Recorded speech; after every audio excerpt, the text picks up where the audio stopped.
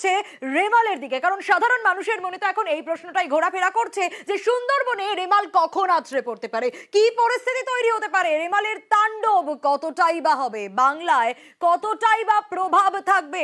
নজর রাখার চেষ্টা করব অবশ্যই আমরা সুন্দরবনে রেমালের তাণ্ডবের আশঙ্কা। আর সুন্দরবন ঘেঁষে বাংলাদেশে আছড়ে পড়তে পারে ঘূর্ণিঝড়।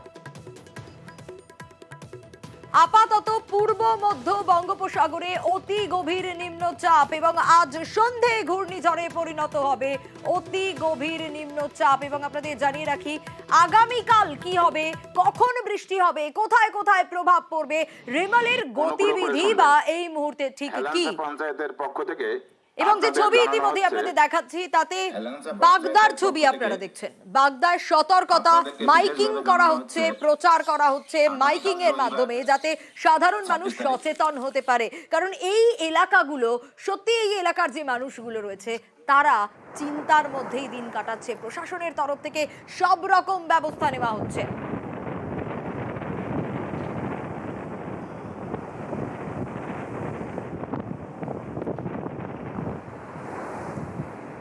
আমাদের কোস্টাল এরিয়াগুলোতে ফ্লাড সেন্টার যেগুলো আছে বিভিন্ন থানায়, গোবর্ধনপুর, পাথর প্রতিমা, মূলত হারুট যেটা কোস্টাল আছে সেখানে ফ্লাড সেন্টারগুলো আমরা রেডি রেখেছি।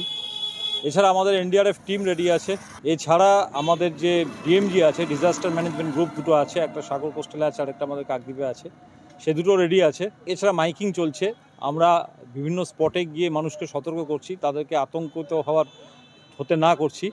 ফলে সামগ্রিকভাবে পুরো ব্যবস্থাটাই নিয়ে আসে। যে কোনো পরিস্থিতি মোকাবিলা করার জন্য প্রস্তুতি মোকাবিলা করার জন্য আমরা প্রস্তুতি নিয়ে নিয়েছি। বিশ্বজিৎ আমাদের প্রতিনিধি রয়েছেন আমাদের সঙ্গে, ওয়েদার আপডেট অবশ্যই নেওয়ার চেষ্টা করব বিশ্বজিতের কাছ থেকে। বিশ্বজিৎ, রেমাল নিয়ে সাধারণ মানুষের মনে অনেক প্রশ্ন, এই মুহূর্তে তার অবস্থান কি, কখন বৃষ্টি হবে, কোথায় কোথায় বৃষ্টি হবে এবং বিশেষ করে সুন্দরবন কি কি আপডেট রয়েছে?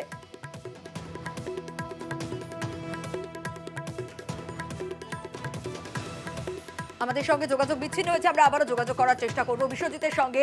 জানিয়ে রাখি আরো একবার আপনাদেরকে, ইতিমধ্যে রেমাল নিয়ে নানা প্রশ্ন ঘোরাফেরা করছে। বিশ্বজিৎ আমাদের প্রতিনিধি রয়েছেন আমাদের সঙ্গে। বিশ্বজিৎ, একটু জানতে চাইবো, অবশ্যই সুন্দরবন সব থেকে বেশি অ্যাফেক্টেড হতে পারে এমনটাই জানা যাচ্ছে, কি আপডেট পাচ্ছ একটু গোটা বিষয়টা জানতে চাইবো, অবস্থান কি রয়েছে, কোথায় কোথায় প্রভাবিত হবে গোটা বাংলায়? দেখো, 120 থেকে 140 কিলোমিটার গতিবেগে ঝড় এবং তার সঙ্গে প্রবল বৃষ্টিপাতে রীতিমতো লন্ডভন্ড হতে পারে সুন্দরবন এলাকা। দক্ষিণ 24 পরগনা সব থেকে বেশি ক্ষতিগ্রস্ত হতে পারে, যদিও এখনো এই সিস্টেমটি 400 কিলোমিটার দূরে রয়েছে আমাদের সাগর আইল্যান্ড থেকে, এখনো 400 কিলোমিটার বা তার বেশি কিছুটা দূরে রয়েছে। এবং আজ সন্ধ্যায় ঘূর্ণিঝড় হওয়ার পর এটি ঘূর্ণিঝড়ে পরিণত হলেই এটি উত্তর অভিমুখে এগোতে থাকবে এবং সিভিয়ার সাইক্লোনিক স্টর্ম অর্থাৎ শক্তিশালী ঘূর্ণিঝড় হিসেবে আছড়ে পড়বে। রবিবার মাঝরাত নাগাদ এটি আছড়ে পড়তে পারে এবং সাগর আইল্যান্ড থেকে বাংলাদেশের খেপুপাড়ার মাঝে এটি আছড়ে পড়বে এবং রীতিমতো দক্ষিণ 24 পরগনার সুন্দরবন যেমন বাংলাদেশের সুন্দরবন সব থেকে বেশি ক্ষতিগ্রস্ত হবে। উত্তর 24 পরগনার যে উপকূলের অংশ রয়েছে সেখানেও সম্ভাবনা রয়েছে। বেশ কিছুটা নদীর যে জল অর্থাৎ যে বাঁধ রয়েছে সেই বাঁধগুলো ক্ষতি হতে পারে, কারণ জলোচ্ছ্বাস হতে পারে, সমুদ্রে জলোচ্ছ্বাস বেশ কয়েক মিটার উঁচুতে উঠবে এবং তারপরে প্রশাসনের তরফ থেকে মাইকিং করা হচ্ছে, সব রকম ব্যবস্থাও নেওয়া হচ্ছে। বেশ, আপাতত ধন্যবাদ জানাবো তোমাকে। নজর রাখার চেষ্টা করব রবিবার মাঝরাতে সুন্দরবন এলাকায় ল্যান্ডফলের সম্ভাবনা, এবং আমরা তো নজর রাখছি। নিশ্চয়ই আপনারা এতক্ষণ বিশ্বজিতের কাছ থেকে আপডেট তো পেলেন, কিন্তু ইতিমধ্যে নিশ্চয়ই জানতে চাইছেন যে কোথায় এর অবস্থান, এই মুহূর্তে রেমাল ঠিক কোথায় অবস্থান করছে। আমার সহকর্মী অতনু রয়েছেন আমাদের সঙ্গে। অতনু, খুব স্বাভাবিকভাবে আমরা বিশ্বজিতের কাছ থেকে আপডেট নিচ্ছিলাম, কিন্তু মানুষ জানতে চায়, আমরা একটু ম্যাজিক ওয়ালের দিকে তাই নজর রাখার চেষ্টা করব। আসলে এখন রেমালের অবস্থান ঠিক কোথায়, কত দূরে সুন্দরবন এলাকা থেকে, কি জানা যাচ্ছে, কিভাবে দেখাচ্ছ? সোনিয়া, একটা ছোট্ট কারেকশন আছে, এখনো পর্যন্ত রেমাল নামটা আমরা বলতে পারছি না, তার কারণ এখনো সাইক্লোন ফর্ম হয়নি। এখন যেটা রয়েছে তা হলো সুগভীর নিম্নচাপ, যা পূর্ব মধ্য বঙ্গোপসাগরে রয়েছে। কোন জায়গাটায় একটু দেখিয়ে দিই আপনাদের, ঠিক এই জায়গায় এখনো পর্যন্ত ফর্মেশন হচ্ছে গভীর নিম্নচাপ। এই গভীর নিম্নচাপ সাইক্লোন ফর্ম করবে আজ সন্ধে। সাইক্লোন ফর্ম করার পর সিভিয়ার সাইক্লোন, যার নাম তখন হবে রেমাল, এবং এই রেমাল নাম তুমি জানো যে ওমান এই নামটা দিয়েছে এবার রেমাল নাম, যার নাম বালুকণা, কিন্তু বালি ধুলো গাছ পাথর জাস্ট উড়ে যাবে যখন ল্যান্ডফল হবে।